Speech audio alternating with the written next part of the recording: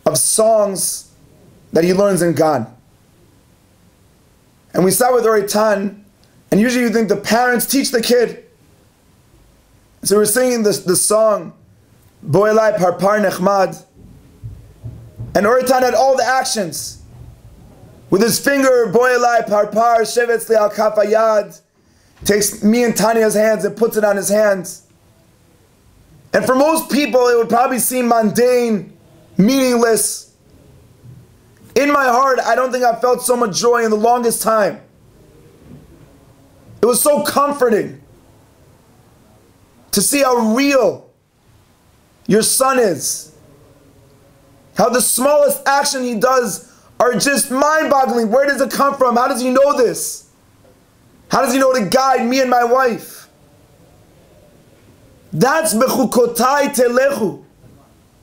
You think the parents teach the kids. We're the machshava, and they have to emulate us. They're the Telechu. They emulate what's true.